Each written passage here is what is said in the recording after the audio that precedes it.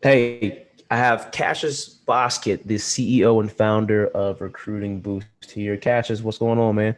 How you doing, Myson? Thanks for having me. Thank you for joining. So, could you tell those who are not familiar with Recruiting Boost what it is?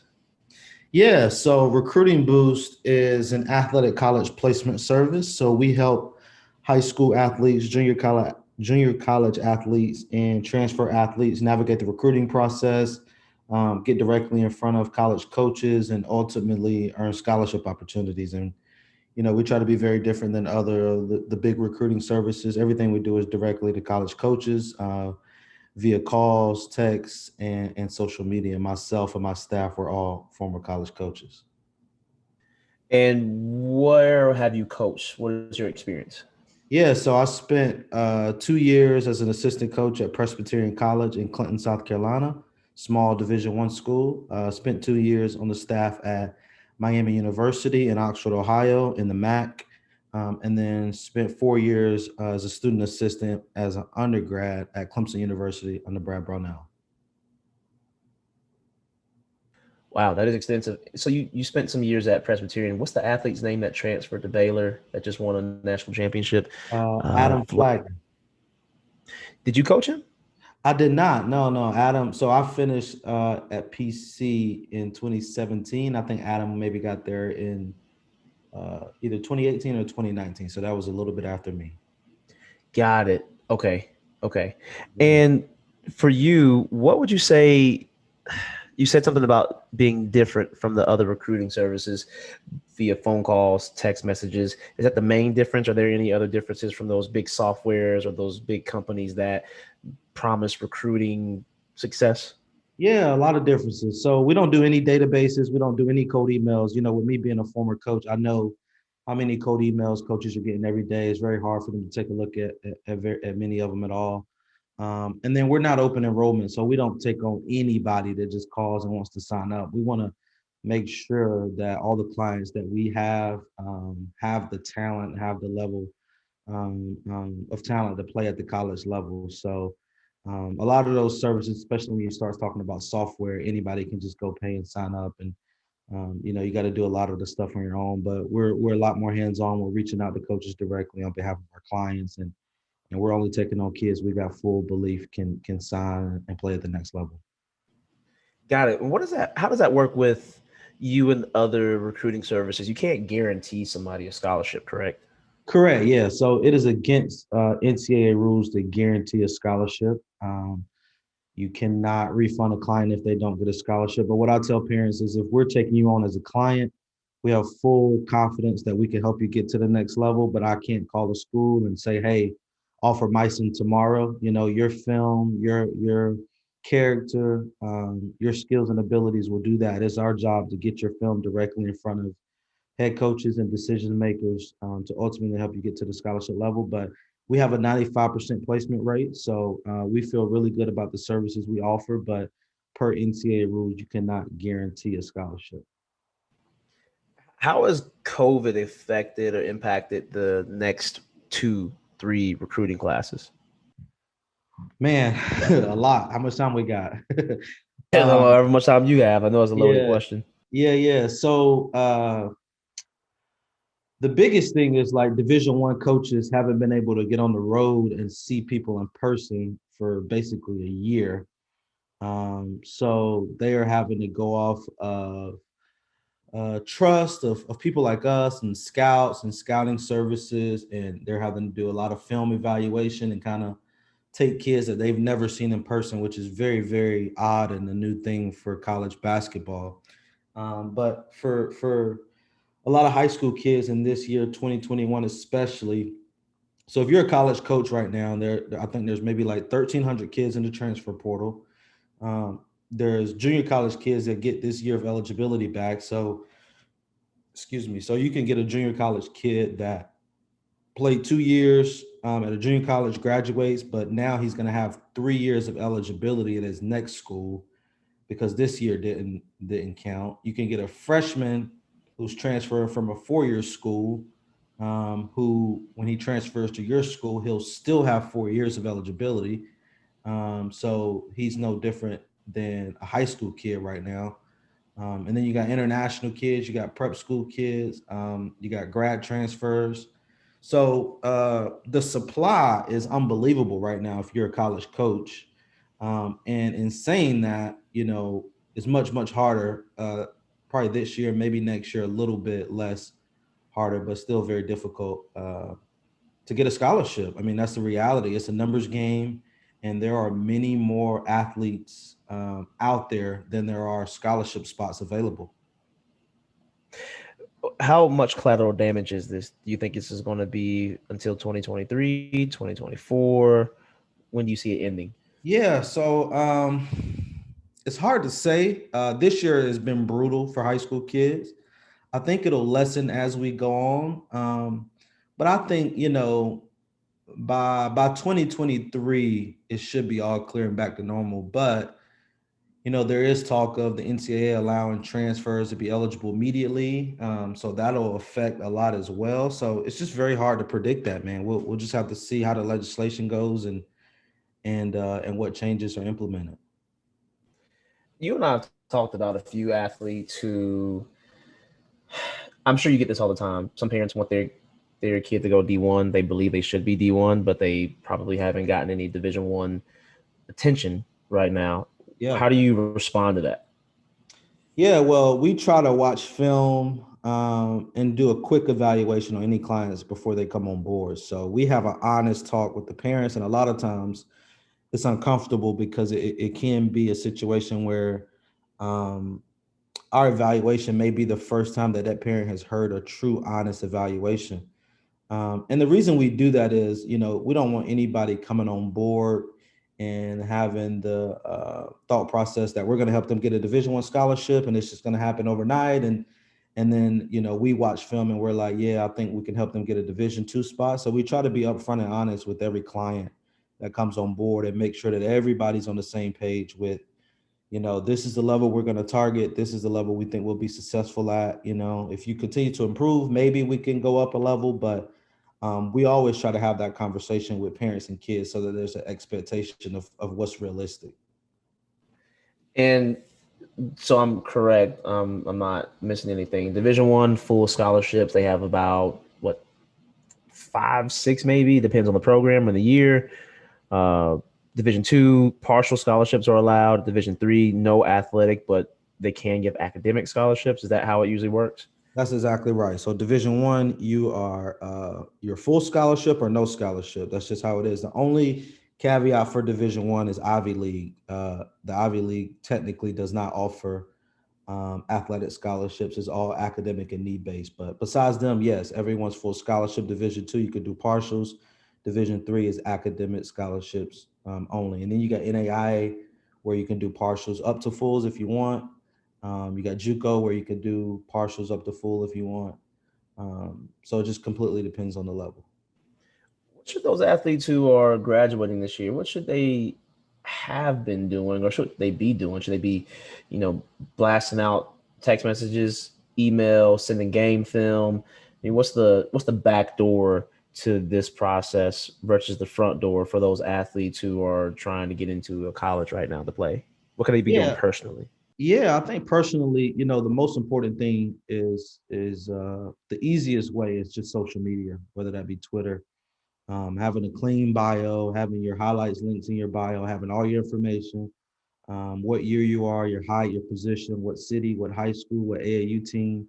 And then as you go through the process, you want to make sure you're updating any coaches that are following you, any coaches you've been in contact with, any camps you've been to along the way, because most coaches want to see you progress, and if your stats and your film are showing that progression, you want to make sure you keep that stuff out there. And then the other thing is, your opportunity will come when you least expect it. So just being ready for that opportunity, having your film, having a copy of your transcript, having 2 or 3 full game films in your possession, so that when a coach says, "Hey, we want to see some full game film," you don't have to text your coach, and your coach takes 4 or 5 days to find it and gather it. You want to have all that stuff on deck and ready to go. So I would say just being ready, man, and constantly DMing coaches on social media, tagging coaches. You have a big game, putting your stats up, tagging coaches on social media. I think the social media aspect is much more efficient than the email aspect. But there are athletes who, would rather blast out 100 emails a day, and that's cool too. And maybe you get some traction from that, maybe you don't. But I would advise people to go the social media route for sure.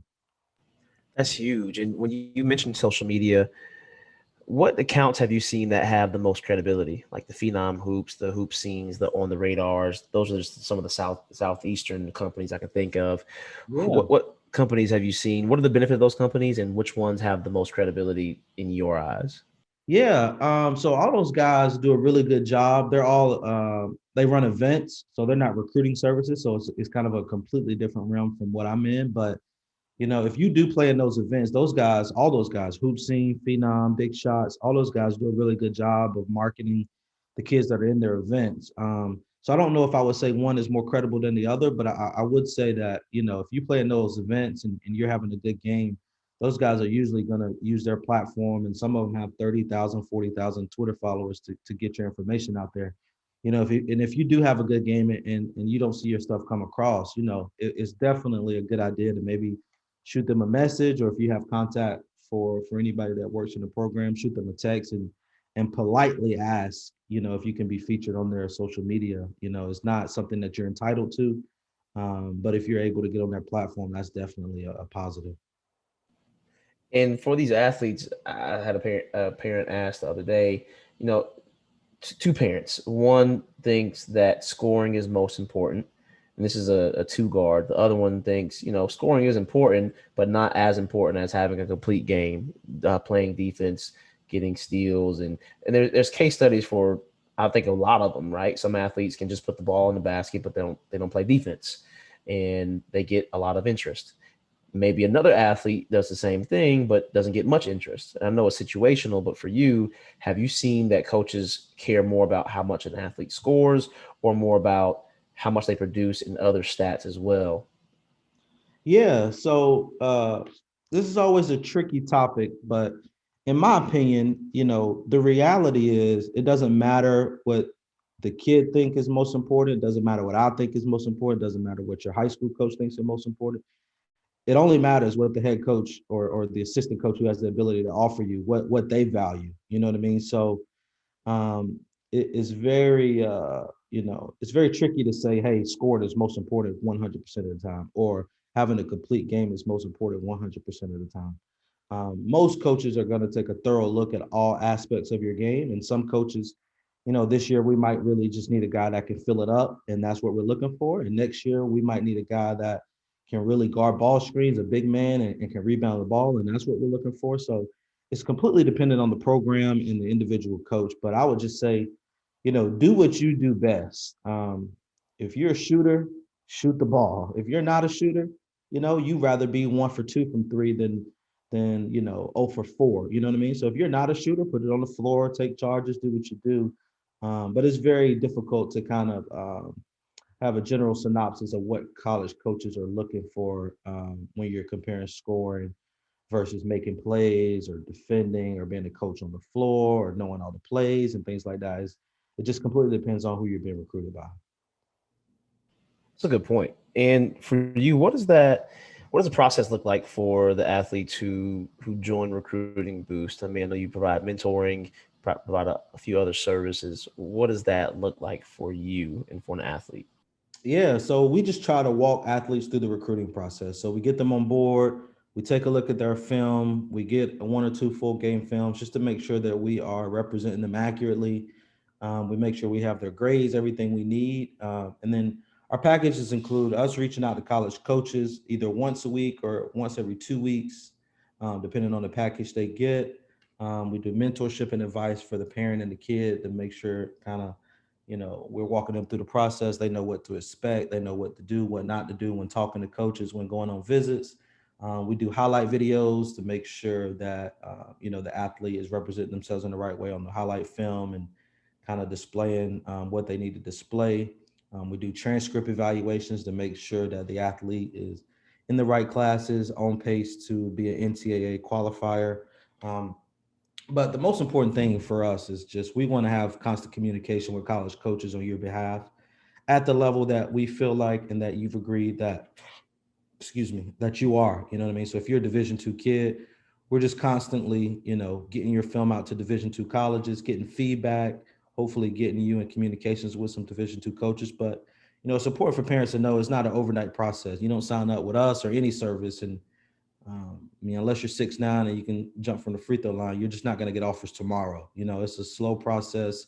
Coaches have a lot of kids they're looking at, but it's our jobs to get you on their board and to get you a fair evaluation from head coaches and decision makers.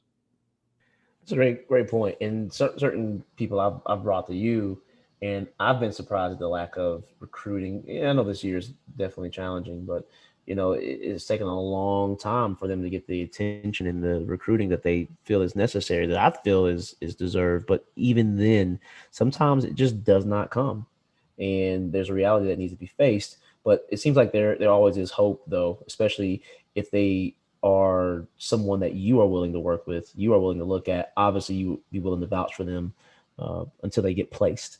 With a 95% placement rate, man, that's that's pretty impressive. Yeah, yeah, and man, the way we've been able to do that is, we don't take many risks. If we're bringing on a client, we really want to be sure we can help them because it's not a cheap service, and parents and family members they work really hard for their money, and we want to make sure that that money is well spent. But back to the timeline and offers not coming overnight. I always like to remind parents and kids, if you're a class of 2023, for instance, a Division 1 offer today to, let's just say, Furman University is worth the same amount, if you get that Division 1 offer from Furman University in a year and a half in your class of 2023. So there's really no, I mean, obviously everybody wants to be done early and be signed and not have to worry about it. But financially, the return you're getting your money is spending with a recruiting service, it doesn't change if your offer comes sooner rather than later. Most of the times it's going to come later just because programs typically are going after better players earlier, and then those players commit to higher schools, and then they get more and more realistic. But it's definitely a process. Nothing's overnight. Last question, maybe last few questions. What are the biggest misconceptions that parents and athletes have when it comes to the recruiting process? And it can be something you've already mentioned, but I'm curious to know. Yeah, I think a lot of parents get into the comparison game. Your son has 25 points against a kid that is committed to a Division 1, and so why doesn't my kid have Division 1 offers? It's really not that Mm. simple. If it was golf and you shot a certain score, and it's very straightforward. You shoot this score, you're a Division 1 player. You shoot this score, you're a Division 2 player. Basketball has a lot of subjectivity. Basketball has a lot of valuation and coaches trying to project what you'll be at the next level. So it's not straightforward at all. So I think parents have to understand the evaluation process it just depends on school to school. Steph Curry's, I mean, most people will argue the best shooter ever. And he didn't play high major basketball. He played mid major basketball at a good program at Davidson. And there were a lot of high major schools and a lot of major assistants and high major coaches that told him no. And John Morant played at a mid-major school, so it's not cut and dry. Just because a coach says you're not Division 1 player doesn't mean you have a great career at Division 2 for 2 years and then you go Division 1. But the evaluation process is just it's not straightforward at all. It's not a comparison game. Just because you score more points than this player doesn't mean you're a better player. There's just so much more that goes into it. Cassius, where can anyone listening to this reach you if they wanted to get in contact? Yeah, so you can reach us on Twitter and Instagram, both at Recruiting Boost. That's at Recruiting Boost. You can go to our website, which is recruitingboostexposure.com. Our website is recruitingboostexposure.com. But most of what you want to see is going to be on Twitter and Instagram. And just shoot us a DM and we'll get back with you and take a look at you guys' film and give you an honest evaluation of how we think we can help. And even if we can't, we'll let you know what level we think you are. But yeah, I appreciate you having me on, man. And if we could help anybody listening, we'd love for you guys to reach out to us. Thanks, Cassius. Appreciate your time, man. Yeah, absolutely. Thanks, Mike. I'll talk to you soon.